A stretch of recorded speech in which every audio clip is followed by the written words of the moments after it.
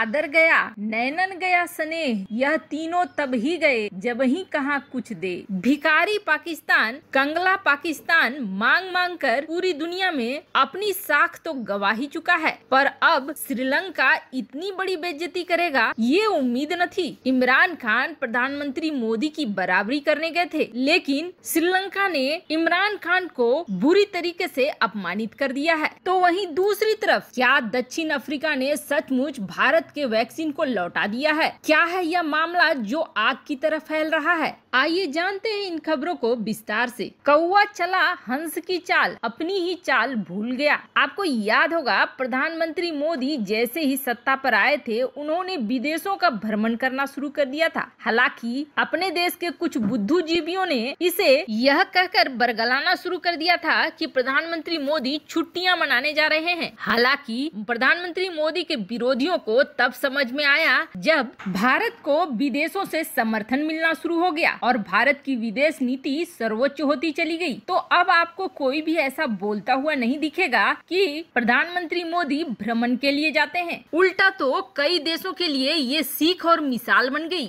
विदेश नीति की एक ऐसी चाल बन गई जो अब तक किसी और नेता ने नहीं चली थी। उसकी ही देखा देखी में अब इमरान खान भी घूमने निकले हैं, लेकिन उनकी उड़ान कुछ ज्यादा दूर नहीं है। अब की उनकी उड़ान थी श्रीलंका, और श्रीलंका में उन्होंने बड़ा प्लान करा था, और यह प्लान करा था कि श्रीलंका के संसद को संबोधित करेंगे। जाहिर सी बात है, इमरान खान या पाकिस्तान का कोई भी नुमाइंदा किसी भी मंच पर खड़ा होता है तो उसके मुंह से एक ही चीज निकलती है, और वो है कश्मीर। इमरान खान संसद को संबोधित करके खुद को पीएम मोदी के बराबर दिखाने की कोशिश कर रहे थे। वैसे इमरान खान के श्रीलंका दौरे को लेकर वहाँ के मुस्लिम नेता बहुत खुश हैं, और उन्हें उम्मीद थी कि संसद के अपने संबोधन में इमरान खान श्रीलंका के मुसलमानों के हालात पर भी बोलेंगे। वैसे आपको बता दें, श्रीलंका में एक बड़ा ही गर्मा गर्म मुद्दा अभी ये चल रहा है कि महामारी के संक्रमण से मरने वाले मुस्लिम मरीजों को भी दफनाने की जगह जलाने का आदेश दिया गया है। सरकार के इस आदेश का श्रीलंका के मुस्लिम नेता लगातार विरोध करते रहे हैं। वैसे जहाँ तक पाकिस्तान और श्रीलंका के रिश्तों की बात है, तो कहा यह जाता है श्रीलंका के संगठन लिट्टे के खिलाफ लड़ाई में पाकिस्तान ने श्रीलंका की सेना को कई हथियार मुहैया कराए थे। दावा यह किया जाता रहा है कि पाकिस्तान और चीन के हाई टेक्निकल उपकरण और खुफिया सहायता के जरिए ही श्रीलंकाई सेना लिट्टे को खत्म करने में सफल हो पाई थी। वैसे उस समय श्रीलंका के ऊपर मानव अधिकारों के हनन के जबरदस्त आरोप लगे थे, जिसके कारण कई देशों ने श्रीलंका को हथियारों को देने से रोक दिया था। पर ये दो देश चीन और पाकिस्तान ऐसे थे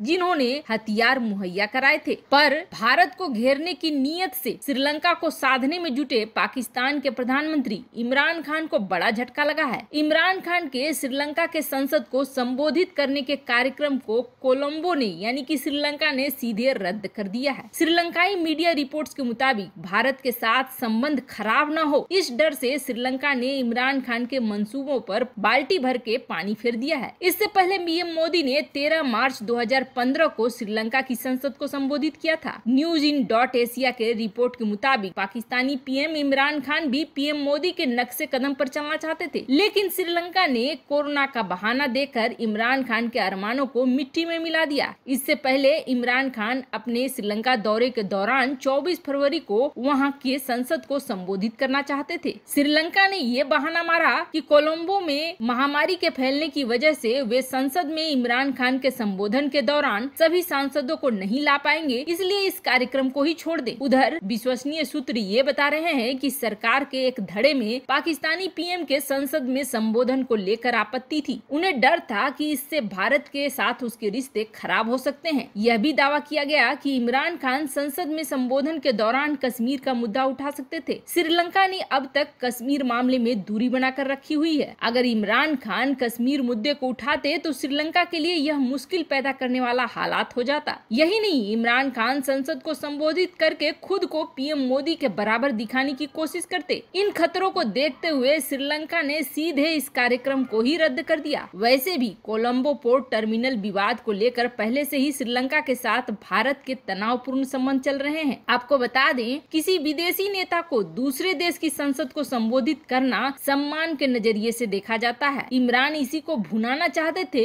लेकिन उन्हें झटका लग गया। कहते हैं ना, जब किस्मत में है कंकर तो क्या करेंगे शिवशंकर। हाल ही में पश्चिमी जगत की मीडिया ने सबसे पहले भारत के वैक्सीन नीति को और वैक्सीन कूटनीति को बहुत ही सफल बताया था। यह पहली बार था जब पश्चिमी जगत की मीडिया प्रधानमंत्री मोदी सरकार को श्रेय दे रही थी और इसे एक जादू की तरह बता रही थी, क्योंकि भारत ने न सिर्फ अपने घर में बल्कि विदेशों में भी वैक्सीन को मुहैया कराया है। यहाँ तक कि अपने कुछ पड़ोसियों और अफ्रीका के कुछ देशों को जो वैक्सीन खरीद नहीं पाते, भारत ने फ्री में वैक्सीन मुहैया कराई है। जहाँ यह वैक्सीन डिप्लोमेसी है तो वहीं भारत दुनिया के कल्याण की भी काम कर रहा है। ऐसे में जाहिर सी बात है, विरोधी चुप तो बैठेंगे नहीं। भारत के सीरम इंस्टीट्यूट द्वारा बनाई जा रही एस्ट्राजेनेका और ऑक्सफोर्ड वैक्सीन को बदनाम करने की पूरी कोशिश की जा रही है। इस भ्रम को जोर शोर से फैलाया जा रहा है कि भारत की वैक्सीन बेकार है, बिल्कुल भी प्रभावी नहीं है। भारत इस वक्त 20 से ज्यादा देशों को एक्सपोर्ट कर रहा है कोरोना की वैक्सीन।